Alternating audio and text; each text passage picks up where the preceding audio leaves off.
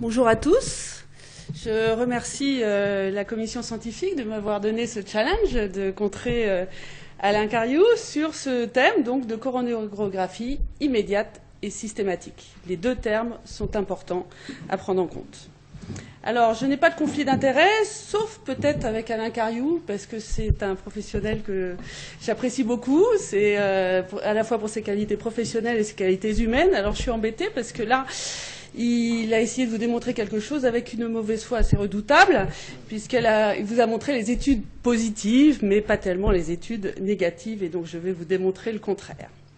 Alors Alain nous dit, depuis plusieurs années, il faut faire l'hypothermie dans l'arrêt cardiaque, c'est super important, c'est très très vrai pour la fibrillation ventriculaire, ça l'est peut-être un petit peu moins vrai, mais quand même il y a un certain nombre d'arguments. Il faut faire l'hypothermie dans l'arrêt cardiaque. Alors nous, on le croit, on équipe toutes nos ambulances avec des frigos, des céramophiles, on contrôle les températures des frigos et on applique. Il nous dit aussi, il faut donc sur le registre, donc tout ça sur des données de registre, il nous dit sur le registre PROCAT, il faut faire la coro, PCI le cas échéant, sur des données là aussi donc d'un registre francilien essentiellement. Mais il nous dit aussi que lorsque on fait la coro, c'est un facteur d'échec de l'hypothermie. Y a-t-il pas une petite contradiction dans l'histoire ? Et puis, paf, patatras, janvier 2014, étude randomisée. Donc là, ce ne sont plus les données d'un registre, c'est une étude randomisée, donc une méthodologie beaucoup plus fiable que les données d'un registre. Il dit, non, finalement, l'hypothermie, que ce soit dans l'AFV ou pas dans l'AFV, ça ne marche pas. Il y a le même nombre de survivants, il y a le même nombre de patients qui ont des troubles neurologiques, et donc ça ne marche pas. Donc, les données d'un registre méritent d'être vérifiées par des études randomisées. Alors j'ai fait recherche PubMed. Est-ce qu'il y a des études randomisées qui démontrent que la coro-PCI doit être systématique et immédiate dans l'arrêt cardiaque récupéré? J'ai trouvé donc avec les mots-clés, randomized, une méta-analyse de 2012 qui met très bien qu'il n'y a pas d'études randomisées, que peut-être que c'est faisable, oui c'est faisable, c'est possiblement bénéfique sur la survie, mais ça mérite d'être vérifié. Alors, puis je me suis dit, entre hier et aujourd'hui, il y en a peut-être une qui est sortie. J'ai refait Biblio ce matin quand même, parce qu'il est très fort, pour être sûr. Et non, il y a que ça. Il y a pas d'études randomisées. Et toutes les études qui montent, il y en a qui sont positives et il y en a qui sont négatives. Et celles qui sont positives, c'est pas moi qui le dis, c'est marqué. Il y a des biais, des facteurs confondants qui font que c'est pas si évident que ça. Donc pas d'études randomisées, on fait de l'évidence-based médecine. Fin du débat. Pas besoin de 15 minutes, il faut faire les études. Bon, comme j'ai 15 minutes, je vais continuer. Alors, il y a quelques études négatives quand même. Là, c'est l'équipe de Gabriel Steg, pas une petite équipe, qui a regardé justement, donc ils ont fait des coraux également, et ils ont regardé entre ceux parmi tous ceux qui avaient des coraux, combien avaient vraiment une occlusion coronaire. Finalement, il y en a 16% qui ont une vraie occlusion coronaire. Par contre, il y en a, quand on regarde la distribution des diagnostics d'arrêt cardiaque dans leur cohorte, c'est quand même assez varié, dont un bon nombre n'ont pas de lésions coronaires. Et des hémorragies méningées aussi, où on sait que les anticoagulants de la coro ne sont pas forcément les plus adaptés. Et puis là, il dit quand même que la présence d'un ST+, est un facteur important dans le tri des malades pour savoir quels sont ceux qui doivent aller en coro et ceux qui peut-être c'est pas forcément légitime. Alors, quand on revient à l'étude Princeps de Christian Spalding et qu'on regarde donc les facteurs cliniques et électrocardiographiques, on observe que lorsque la douleur thoracique est absente et le CG ne présente pas les signes, finalement, il y en a que 26% qui en ont. Donc, finalement, on va faire la coro chez 76% des patients qui n'en ont pas. Et la coro PCI, c'est quand même pas complètement anodin chez ces patients. Alors, les critères ECG ne sont pas fiables, nous dit-il. Effectivement, les critères ECG, déjà, moi je suis un peu choquée parce que dans les études, on parle de CG 12 dérivations. Nous, on nous a appris qu'il fallait faire 18 dérivations. Donc peut-être qu'il faut faire des études avec 18 dérivations, pas 12. Et les études sont essentiellement du ST+. Ils regardent le ST+, et pas le reste. Mais on sait bien que les cardiologues, ils aiment beaucoup les critères composites. Et donc là, c'est l'étude d'Ambroise Paré, de Larrey Boisière, qui a regardé donc les critères composites, où ils prennent non seulement le ST+, mais également du ST-, du bloc de branche gauche, un aspect QS, les QRR de l'âge. Et quand ils regardent cet aspect composite, là, à ce moment-là, ils ont un meilleur tri de patients, une valeur prédictive de tous ceux qui ont une occlusion coronaire ont eu le coro-angio. Par contre, on a évité la coro-angio à bon nombre, une grande majorité de patients qui ne devaient pas l'avoir, qui avaient une autre cause et qui ne devaient pas l'avoir. Donc peut-être qu'il ne faut pas se limiter au ST+, mais un peu élargir et faire l'étude randomisée sur le sujet. Ensuite, donc les Japonais qui, eux, ont trouvé donc que le seul facteur qui était relié à la survie était finalement la récupération rapide d'une activité cardiaque spontanée. Et quand ils regardent que ce soit l'hypothermie ou la coro-angio, ce n'est pas que relié à une meilleure survie.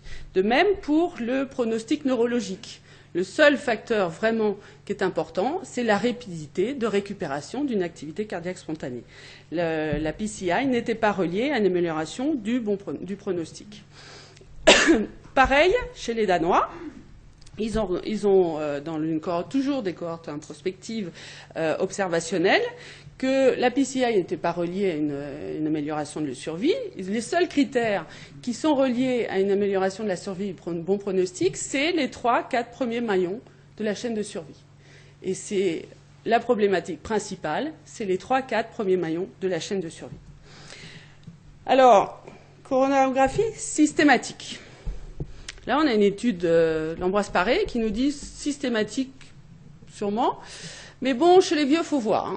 75 ans, vu le pronostic, on va peut-être pas faire. Donc systématique, mais en fonction de l'âge. Alors, il y a les données scientifiques, avec Alain qui vit dans un monde idéal. Il rêve d'un monde idéal où tous les patients pourraient aller en coro-angio. Et puis nous, on est pragmatique, avec les pieds bien sur le terrain, et on connaît les données de la vraie vie et on les vit.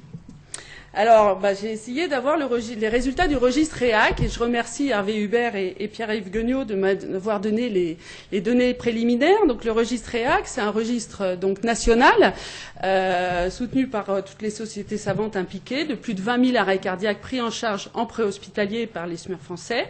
3 500 qui sont transportés, donc vivants, vers un établissement. On a exclu, bien sûr, les patients traumatiques. Et voilà, la vraie vie.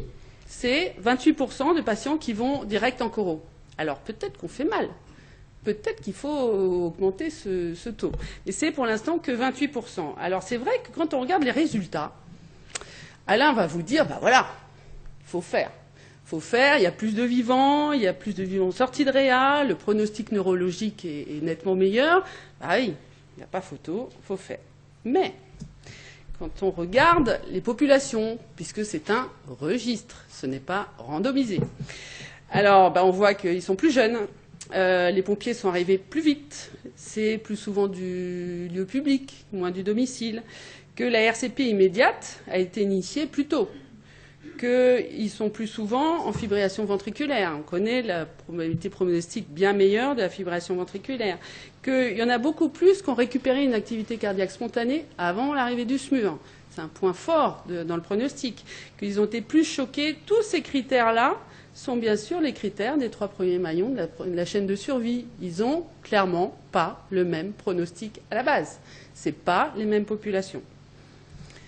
Alors ensuite, Alain, il a sa bulle parisienne, un registre francilien, PROCAT, effectivement, avec des délais d'intervention courts. Effectivement, il faut faire de l'activité T2A pour combler le déficit de la PHP, on sait bien. Et puis, il y a la France. Il y a la France entière, et le registre REAC a cet avantage-là, c'est que c'est la France entière.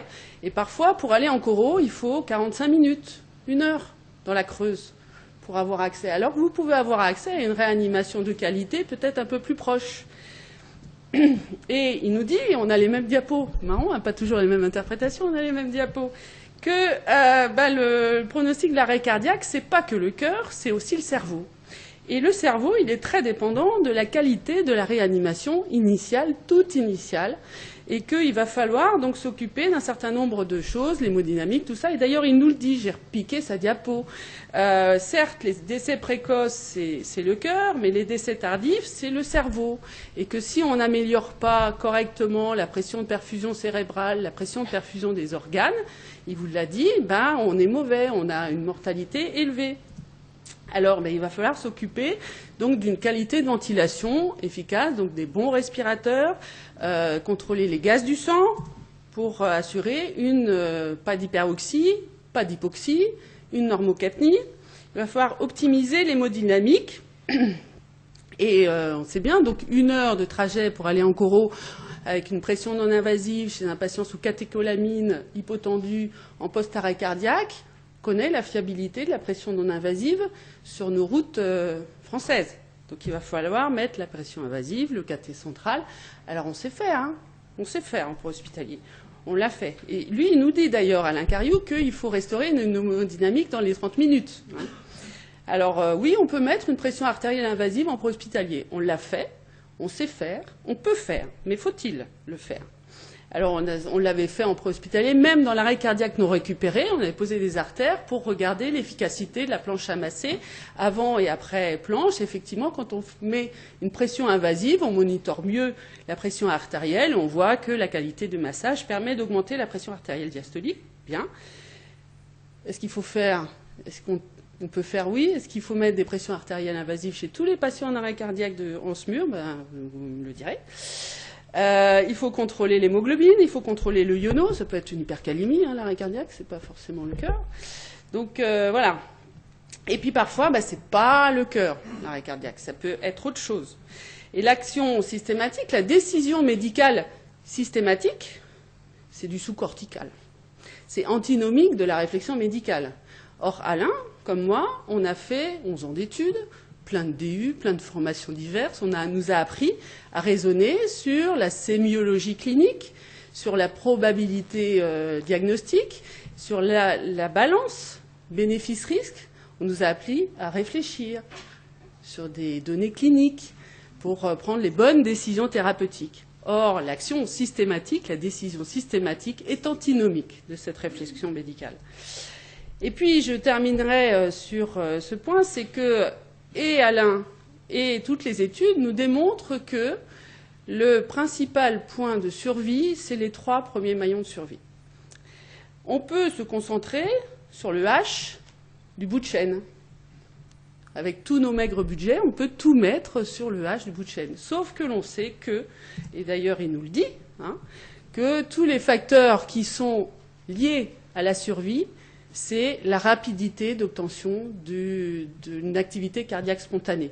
Et ça, c'est faire de l'enseignement dans les écoles, c'est faire du guidage des manœuvres de RCP par téléphone, c'est faire de l'enseignement dans les universités, et c'est faire un maillage qui améliore l'efficacité de notre système préhospitalier. Alors moi, j'invite Alain à venir réguler avec nous pour guider les manœuvres de réanimation par téléphone, s'il veut vraiment, parce qu'il est très attaché à l'amélioration de la survie dans l'arrêt cardiaque. Je l'invite à venir faire de la RCP avec nous au téléphone et à faire un petit peu de SMUR sur les routes françaises, en province, quand on a 50 km pour aller en coro, patient de 75 ans, récupéré, voilà, qui n'a pas de STEMI, et on verra s'il ira faire les 50 km avec nous. Voilà, je vous remercie de votre attention.